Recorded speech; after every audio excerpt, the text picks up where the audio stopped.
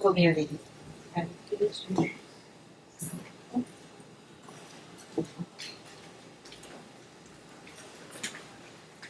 All yours. So, you know, understand.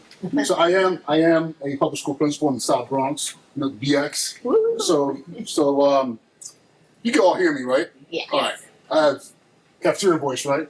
So, real quick, first, I have to say this. So, Dr. Singh and I were APs together many, many years ago in District 10 at Bronx Community College Academy.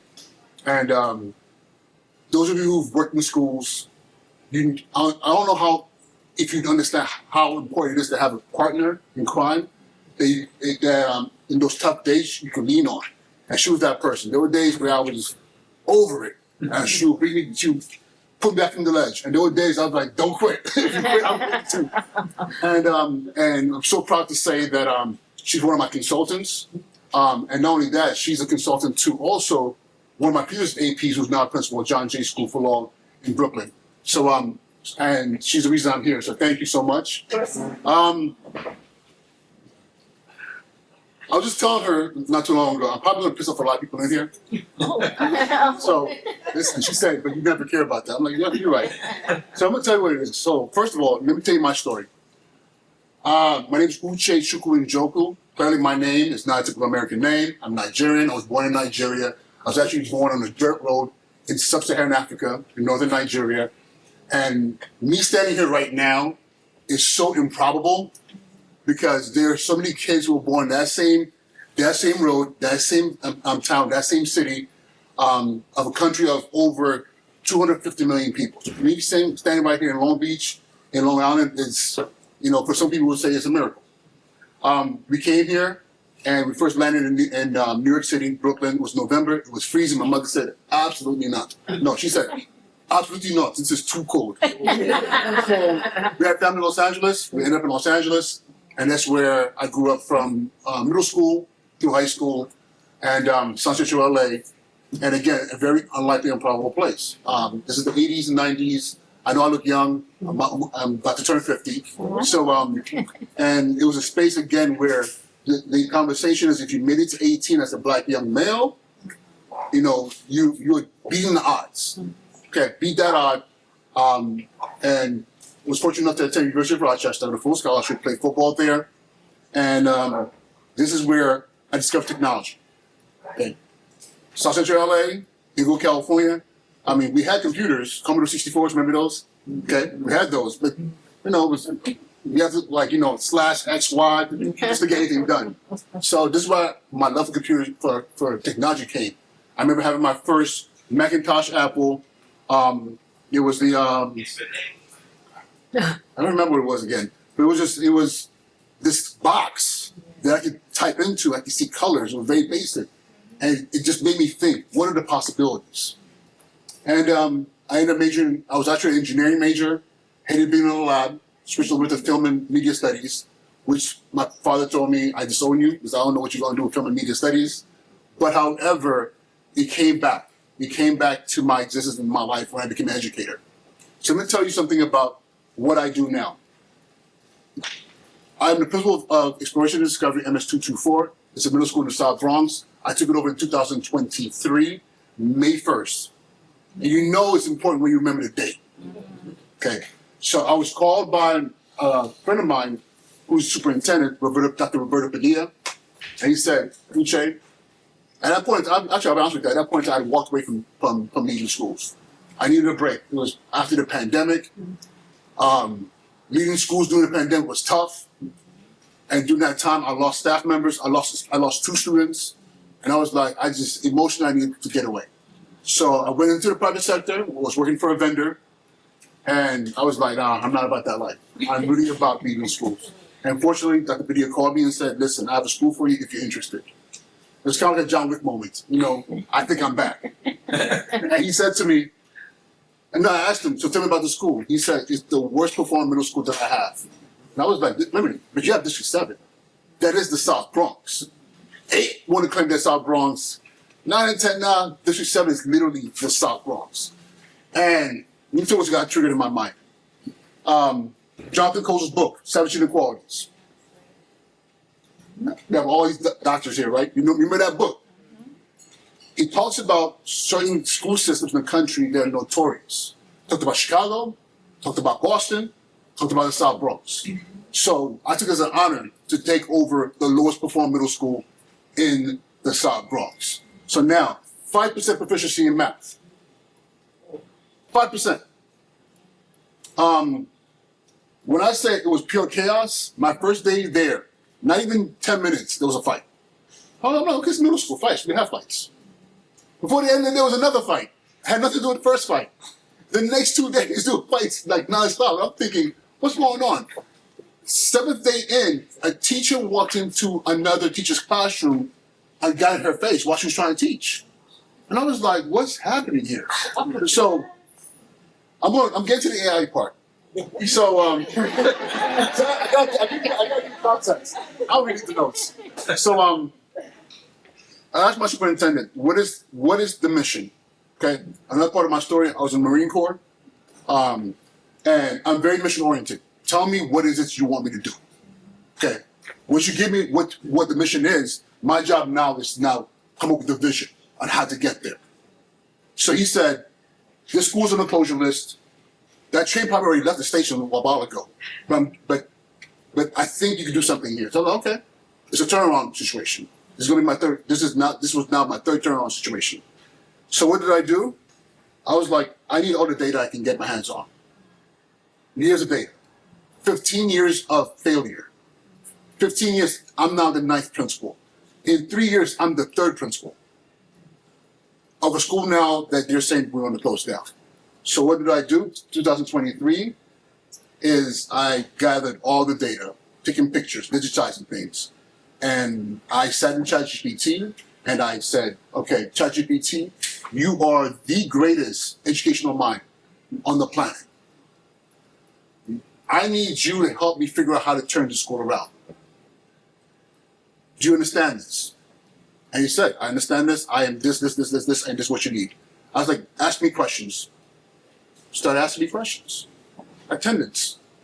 Put that information in there. Okay? Enrollment. Put that information in there. Teacher retention. Add that information in there. Okay? And it was a lot. Okay? This was a few days of me plugging away in there. And why was I doing this? Because I needed clarity of thought of what I was going to do next. So what it did now, I asked for it to give me a 1 week, a 1 month, a 30-day, 90-day, 180-day plan. He gave it to me. I sat there, I read through everything, and said, modify this, change that. I was doing this, okay? Now, how much would that cost me if I had to get consultants? I see some of you in here salivating like, damn. But I'll tell you this, I didn't have those resources. What I had was something a little bit improved. But 2023, we were not comfortable with AI. Right. Okay? We were like, yo, that's scary, privacy. We need to know what the government's policy on that. I didn't have that luxury. I said, no, I need to know what I can do here. So he gave me a plan. Then I added my touch to it. Serve the kids, what's your biggest issues? Safety, safety, safety. This school is boring. So I added my twist to it and I said, you know what? This is what I want to do. I want to create a school where kids come every day. It's not just about the ABCs, 1, 2, 3s. It's also about them finding their voice, finding who they are. Because one thing I know is this: if kids are engaged, you don't have, part of my language, I'm sorry, I got doctors in the room, you don't have the bullshit. You don't. When kids are in the space they want to be in, guess what they want to do? They want to engage. So I said, you know what? What do I know best? Film and media studies. I know digital communications. So I created a space where my kids create content every day. We have a podcast. We've interviewed David Banks. We've interviewed Misha Porter. Dr. Lester Young had logged in. We actually had an interview with, what's his name? I'm forgetting his name. I can't believe it. The astrophysicist. The brother at Columbia. Neil. Yes. Neil deGrasse Tyson. Yeah. Okay. So again, how do we get in these things?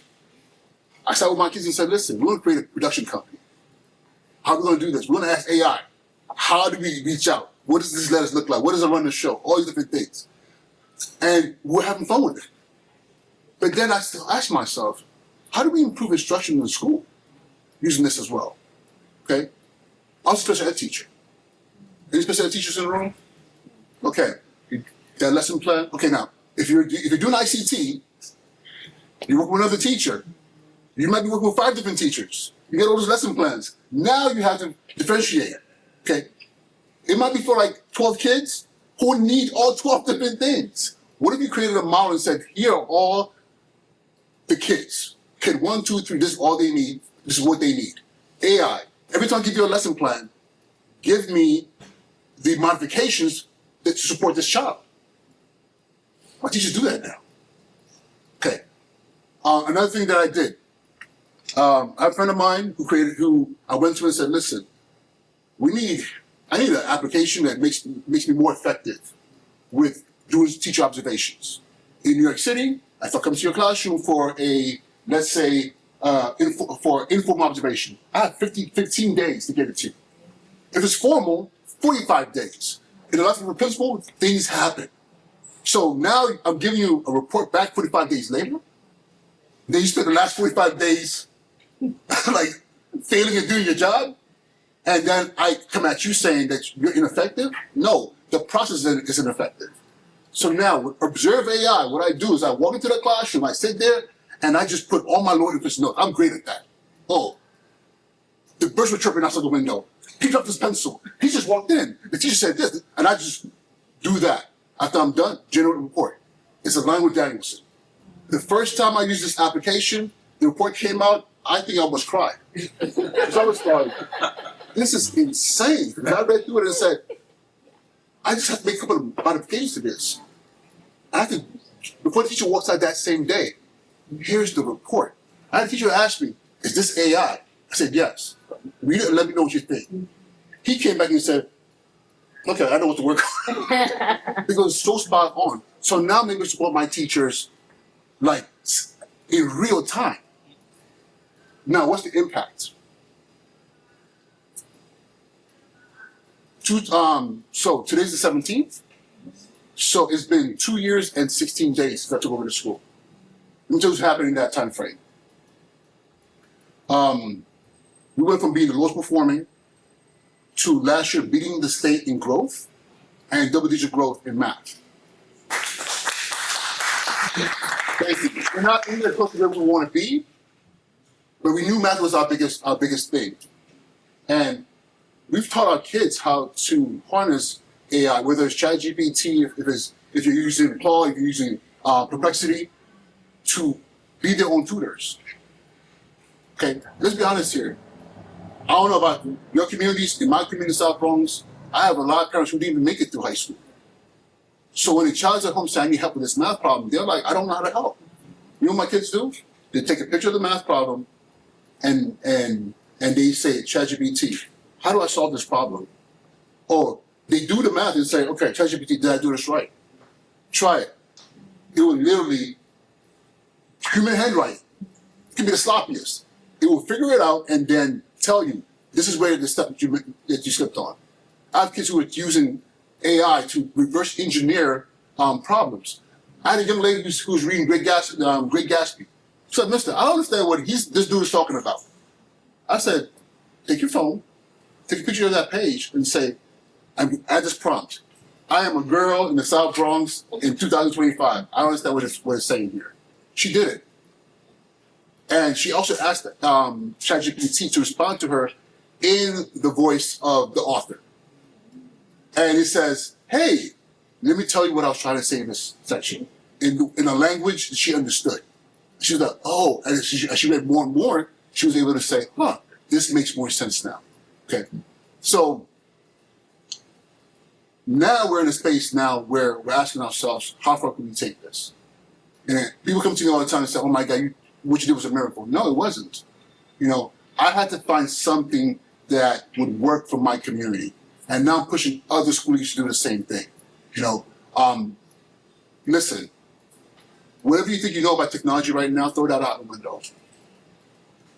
85% of the jobs that will, it's probably this, 85% of the jobs in 2030 don't even exist yet.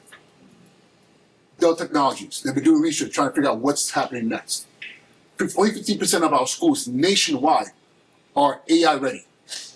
Meaning, it's not even about if you have laptops in your building, that they're forward thinking to say, we're not going to see it as a threat. We will embrace it. AI is not cheating. It's not cheating. It's only cheating when you create the vehicle for it to be used as cheating. Okay, do you have a prompt in your rubric for AI? Now, I tell teachers all the time, it's okay to use AI, but we're now going to have a section that says presentation. Because now you have to talk about the work that you've done. You can't just turn in the paper and say, I did this work anymore. How are you internalizing this? So now there's a lot of things that are happening now, and I'm proud to say that, listen, I fully embraced it. If you see over there, my three most notable tools that I use every day, my meta glasses, I always have them on with me. I've had students come to me, I have a young lady who's Russian, mom will write her note in Russian. I don't speak Russian. I put the glasses on, hey meta, what am I looking at? It's a letter. What does it say? And it will translate it for me right there on the spot. Okay, I can walk into a classroom, do my observation, take pictures. Because I like to document what's happening in there, But then the other thing too is, if you see my laptop over there, it might be blocked. I have ChatGPT on. I talked to listen, Chattis, that's my dude right there. I'll be driving and say, today I have a meeting and I'm not sure how to proceed with this meeting. Okay, Uche, what's the meeting about? I'm real time in the car. And it will transcribe the whole entire thing, give me suggestions. By the time I get to school, I read the thing, okay, this is how I'm going to approach this. Okay? I know this is putting a lot of consultants out of business. But again, this is technology. But you yourself as consultants, how are you using technology? How are you inspiring people to really tap in there?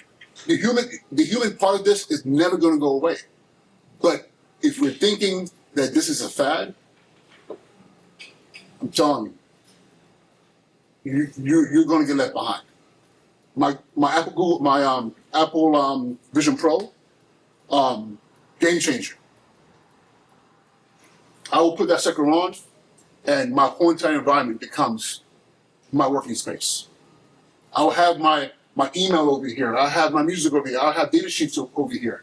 My favorite thing to do is I take my attendance data for the week.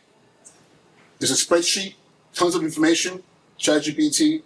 Based on this, who are the 5 kids we have to target this week, and why? Gives me a list of names, and say if you do this, your year-to-day attendance will increase by this. Your chronic absenteeism will be reduced by this. Okay, again, how powerful is that? It's right there. And for ChatGPT, I'm paying $20 a month. Okay, again, consultants, I'm sorry, but again, how are you implementing this as part of your tool? Because I'll tell you this right now. The majority of school leaders out there are terrified of this technology. And let's not lie, some of us in this room are terrified of this technology. But the fact of the matter, it's here. It's been here. It's been here for a very long time. It's just that now it's coming out. So my hope for you is, I wrote a little note for myself in closing. Let's not lead with answers. And that's a weird thing to say, because it's all about always finding the answer. But for the first time in human history, I'm going to say, let's not lead with answers, but let's lead with the urgency of humility, being okay with being uncomfortable with this. Okay? Design thinking. How are we going to put this into what we do? Okay. How are you using this every day? How are we going to design the future around this technology that is literally changing everything? I'm going to remind you again, by 2030, 85% of your job that will exist then don't exist now. And I guarantee you, none of us in this room know what those jobs are. You know who knows those jobs? Who's going to create those jobs? Our children. Because this is their technology. So, and one thing that scares me is equity. There's a achievement gap, right? We know this. No matter how much we think that we're not closing it, it's getting wider and wider. But if we don't embrace AI, it's going to be 5 times wider. This comes from of digital equity research 2023. If we don't embrace this, that divide will be unsurmountable. Okay? So hopefully this was helpful. I know I talk a lot. My kids call me a preacher. I'm not. My grandfather was. But again, thank you so much for your time and time. Time for questions for Uche. Questions that you have? Alright, let's hear, what's your name? My name is Miss Anglin or Khalifa. Actually, an educator now and a smart leader. And I am very interested in AI and how I can use it appropriately in the schools. And you know, because I'm learning myself and I use it almost every day, but I want to know how to use it properly for my students. So I just want to know, in your opinion, what are you talked about jobs in the future, like 8% of the jobs that we know now will be here. What are the implications for educators and school leaders and so forth? What do you see for education with AI? So In terms of the market, because I saw a video of a school that was actually being instructed by artificial intelligence. the one thing that AI will, I don't see how it's going to be. I mean, listen, I don't know, but one thing I know, AI cannot read the room. It cannot read the room. So yes, it might have content. It might mimic human emotions in tone and everything else. Try this. Go into, if you're able to, go into ChatGPT, speak to it and say, listen, I'm nervous. What should I do? It will literally say, you are? Listen, slow down. I mean, and you're thinking, oh my God, it's like, it's mirroring. But the thing is, it doesn't know, it's just responding to your tone. So the one thing I will say is, I really believe that AI is not a threat to us and what we do. We just have to change the way we educate. Okay. The one thing I want to say is this: the best schools I've ever seen in this country, and I've visited a couple of schools, is the schools where teachers are facilitators of learning and not just rote instruction. Imagine, for example, I also taught science. The traditional way of teaching science, cells. What's a cell? Cell is this. What's a part of a cell? The mitochondria, the nucleus, all these different things. Imagine saying to the kids, this semester, we're going to study cancer. Okay? You're going to do research, but in the semester, we need to understand how cancer affects the human body, where does it come from, and what are the potential cures for it. Now, the old school way would be, let's go to the library and pull all these books. Now you can go online, you can use AI to do this research and everything else, and your job is to facilitate. Which I'm telling what our kids do, and even us. I've seen it because I read emails and I'm like, this is AI, and this person did not read their email. We've already sent it out. The fact-checking part. Okay, how do you help your students become better researchers? When they get that information, they're like, wait a minute, this doesn't make any sense. Let's go deeper into that space. Okay, I don't think AI is going to all of a sudden make teachers obsolete. Some people are trying to make it the fact that no, because human content is very important. But however, our kids' ability to really research and make sense of the information and create content, that is the future. Okay, let me tell you right now, AI to the side. How many of you guys have podcasts? How many of you guys have thought about having a podcast? How many of you guys think, this might help my business if I had a podcast? Okay, let's go back 5 years ago when you first heard podcasts. You're like, you just don't be talking on TV. Like, what is this? Now we realize how important it is. Content creation. There are lawyers, there are doctors, there are engineers who are on YouTube, have channels, and that's how they get leads in for their business. So now, some of the best ones now are harnessing AI to further their business. There are people out there who are creating so much content. You're like, how are they? They didn't have time to sleep. No, they're harnessing scripting, running shows, all these things, using artificial intelligence. So the thing right now is, I love this fact you say use it every single day. Keep doing that. Like every few days. Yeah, but I'm gonna tell people this. I mean, this is just me every day. This is me every day because every time I use it, I'm discovering other ways I can implement it in my school. I'm seeing things. And sometimes I actually do ask it, how can I implement this in the classroom? I will tell you. I will tell you right now, it's not making it up. It's scouring the internet, by human knowledge and saying, this will make sense. Here's some suggestions for you. Yeah. Okay? I just wanted to add, I did have a student use it to create, he had a concept for a title but couldn't find the right words. So I told him to use ChatGPT to assist him with creating a more creative title. And he was like, you're the first teacher that ever allowed me to use this. And he's like, wow. And then, they're amazed when I As a writer, I'm a writer. The cost of getting an editor is ridiculous. Okay. But that's what you just did. You said, use ChatGPT as your editor, as your consultant. So now going there, that child doesn't have capacity to go find someone to help them with that. The AI says, here's some suggestions. And that's what that's powerful. That's powerful. Now, one question. Hello. Okay. Sir. Yeah, let me say that. So first of all, I just want to thank you for your service. I'm a fellow veteran myself, so thank you. Quick question. So in my field of studies, I have a PhD in information technology science. So we actually get deep into the acceptance of information and technology. So this is goes back to the printing press when information wasn't really trusted, and suddenly, because before that it was like whatever I told you, you told somebody else. By the time you got to the other person, it changed, right? When the printing press were actually now we can print the actual content.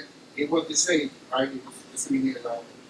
So this is kind of going back to that as far as the introduction of AI. Now I see a lot of people accept it.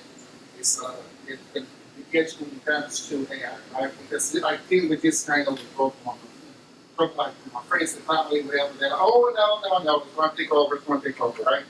So what would be the best strategy, your experience, to have the general public accept it and utilize it for what it's meant to be used? It's like anything else where I tell people, listen, if you trust AI, get rid of your phone right now. Oh, I'm not going to do that. Well, so trust it. You think like embracing technology.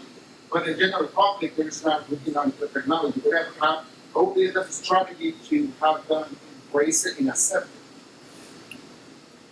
Our children, starts in the schools.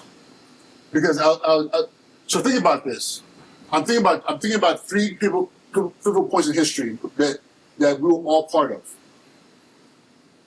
Again, I aged myself, 49. I remember teachers arguing whether or not we should be allowed to use calculators. That's correct. That's true. To the point, even me as a kid, I was good with math. I'm not doing that. I'm smart. It's for the dumb kids. Now it's mandated. Every year I spend $5,000 to $10,000 buying new calculators. Right. Because they don't send you updates. Right. So you have to buy a brand new one. So again, I remember that. Do you remember when the internet was blocked in every school? Where it was dangerous? Now it's wide open. The only thing we restrict inappropriate materials, but it's now there. And the other thing too was this. Crypto. Esto will be another story. So we will have to take a break for the next. Three stories at all. No. But I'll say this: but people fail to understand that crypto is also the foundation of crypto is AI as well. And a lot of people made a tremendous amount of wealth, but a lot of us were like, "Oh, it's robbery. You go lose your money." I'm going to say this to answer your question. Children, we have to make sure our kids are comfortable with it because they're the ones who really push culture and innovation. Music, hip hop, fashion is the kids. When we were kids, the things we would do, our parents would say, "You guys are dumb. What are you doing?" So that's one place. But one thing I'm going to say is this: I'm in a room with majority people of color. We have to use AI. I'm telling you why. If you go into if you ask AI to show you a hand, what you're going to see is mostly white hands. You know why? because the users are the one who feed information into it. If we're not using it, the bias, AI is not biased. We're creating the bias by not being users of it. So if it doesn't have information on our culture and our perspective, then it's always going to be dominant culture's perspective in there. And it's not right or wrong, it's just the reality. So we have to use it more, you know. So again, to answer the case, I'll make sure. Thank you very much. I think that's great. You're showing so much. So